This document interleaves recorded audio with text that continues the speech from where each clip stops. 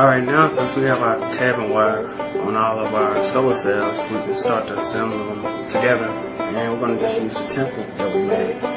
So what you do is just place one here, that's the starter, then you're going to take another one and I'm going to place that over top of it. And basically, this just help us align it so it'll be straight when we actually put it on the peg. So I'm just going to go ahead and trim these up.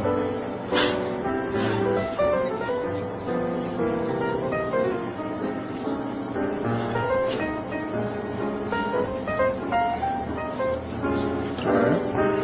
And just make sure the tapping wire is straight again. Now what we're going to do is we're going to take our flux pen and apply some flux to the thick white lines on top. And I just usually just do one at a time. So then we're going to take our soldering iron and begin to solder this together. It's recommended that you have, I believe, a 60-watt soldering iron, or a soldering iron that you can adjust the actual heat and everything. I mean, anything will do. This is the one I have right now. It's just a 30-watt soldering iron, but it does take a little time to get used to. And this is probably, depending on the type of soldering iron that you have, this can take a pretty decent amount of time to get finished. So I would recommend to get like a nice soldering iron. This one I have really isn't that professional, but I mean it gets the job done. It just takes a while.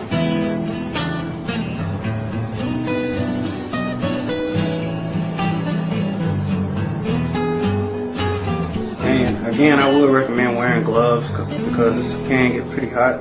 It's like the heat shoots straight down the wire. You don't really want to burn yourself.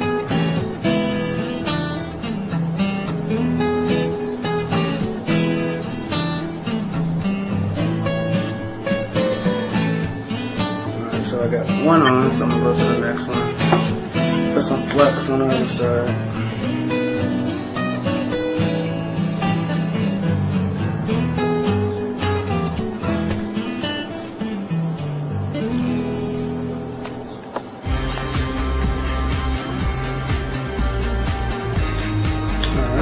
Take our soldering iron again, tapping wire on,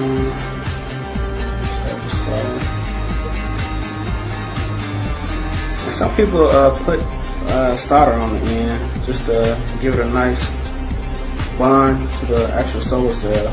Sometimes you do have to do that if you don't have a good soldering iron.